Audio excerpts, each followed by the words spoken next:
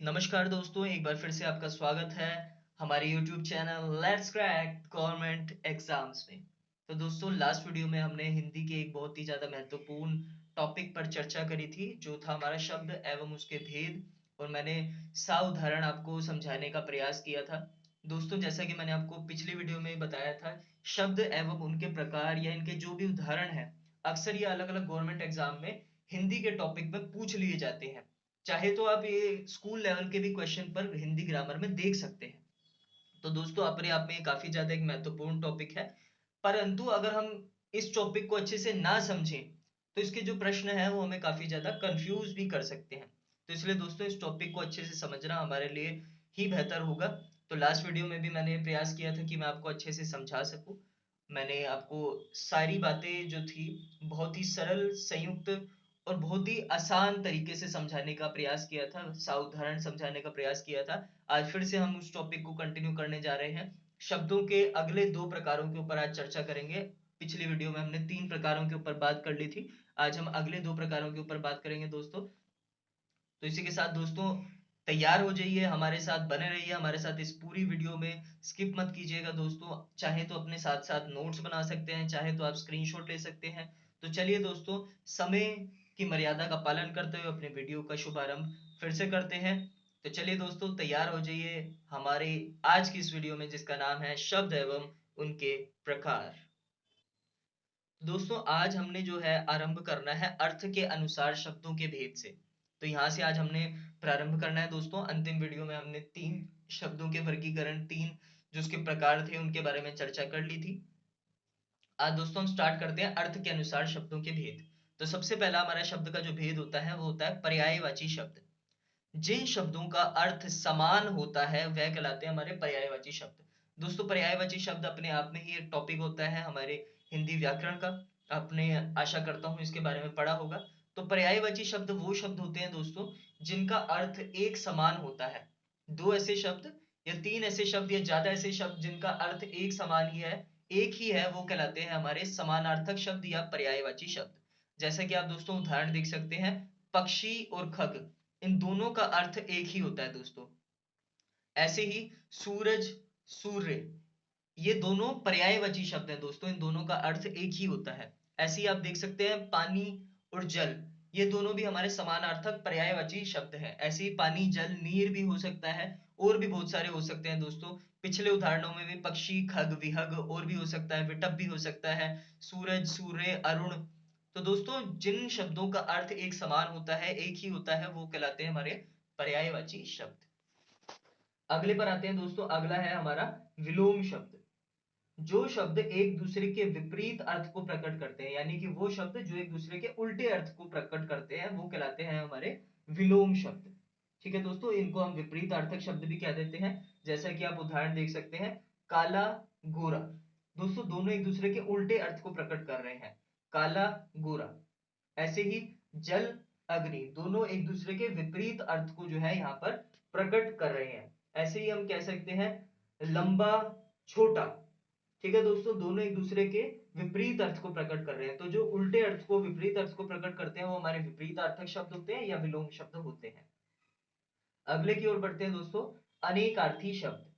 जब एक ही शब्द को विभिन्न परिस्थितियों में विभिन्न अर्थों में प्रयुक्त किया जाता है, वो कहलाते हैं हमारे अनेक अर्थी। दोस्तों, आप अनेक अर्थी में से ही आप इसके अर्थ को समझ सकते हैं। अनेक, अनेक का मतलब होता है बहुत सारे, और आर्थी, आर्थी का मतलब बहुत सारे अर्थों को प्रकट करने वाला जो शब्द होता है, वो कहलाता है हमारा अनेक आर्थी शब्द। तो ऐसे शब्द जिनको विभिन्न परिस्थितियों में विभिन्न विभिन्न अर्थों में प्रयुक्त किया जाता है, वो कहलाते हैं हमारे अनेकार्थी शब्द। जैसे कि दोस्तों आप उदाहरण देख सकते हैं, आम। अभी जो आम शब्द है, आम एक तो फल होता है दोस्तों।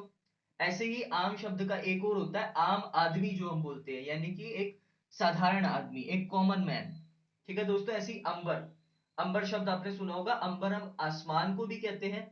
ऐसे ही अंबर जो है वो हम, अंबर जो है हम माता के आंचल को भी कहते हैं। तो ये दो अलग अलग परिस्थितियों में, ये दोनों उदाहरण से आप समझ गए होंगे, आपको स्पष्ट हो गया होगा कि ये दोनों शब्द जो है अलग अलग परिस्थितियों में अलग अलग अर्थों में प्रयोग किए जा रहे हैं। तो ऐसे ही शब्द जो विभिन्न परिस्थितियों में विभिन्न अर्थों में प्रयुक्त किए जाते हैं दोस्तों, वो कहलाते हैं हमारे अनेक अर्थी शब्द।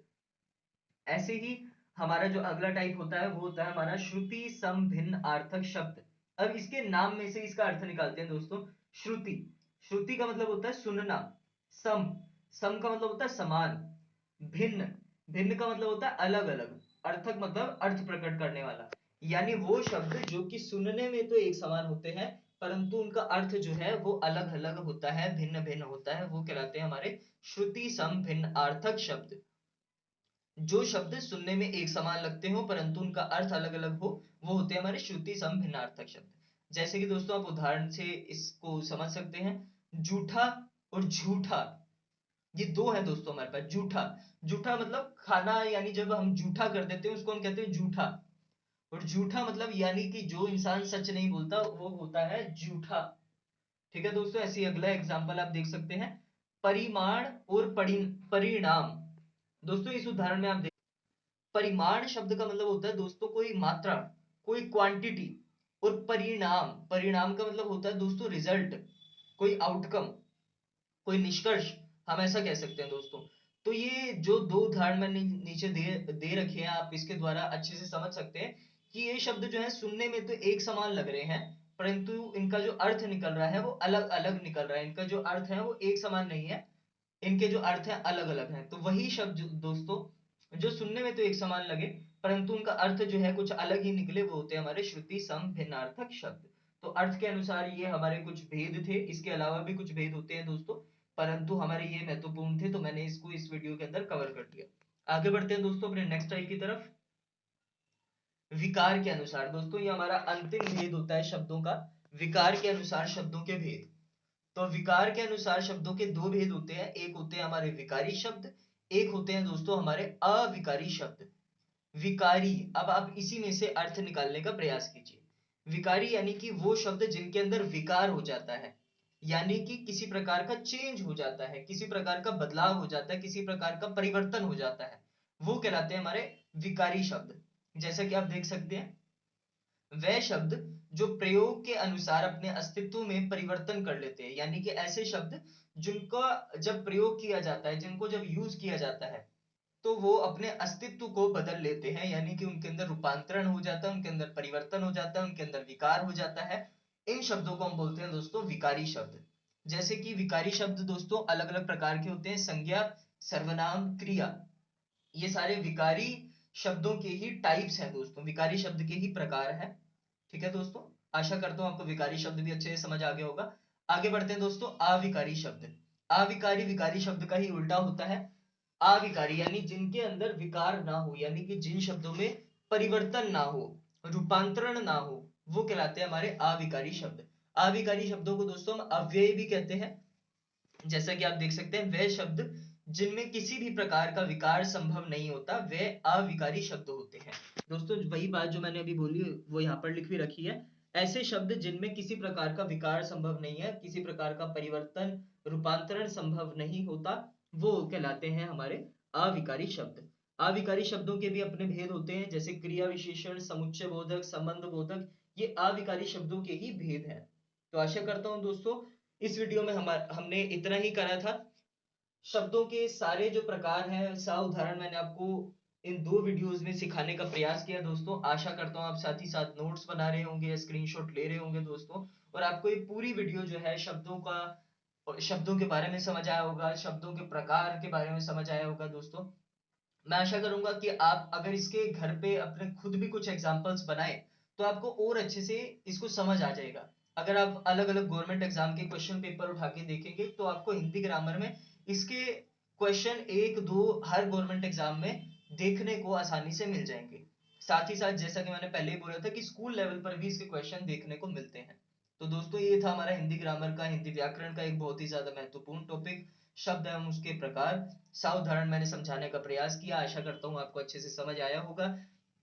तो आज के लिए दोस्तों बस इतना ही, मिलते हैं अपनी नेक्स्ट वीडियो में फिर किसी नए टॉपिक के साथ। अगर आपको इस वीडियो से किसी भी प्रकार का बेनिफिट मिला हो दोस्तों तो आप लाइक शेयर एंड सब्सक्राइब कर सकते हैं। तो चलिए दोस्तों आज के लिए अलविदा, धन्यवाद, मिलते हैं अपनी नेक्स्ट वीडियो में।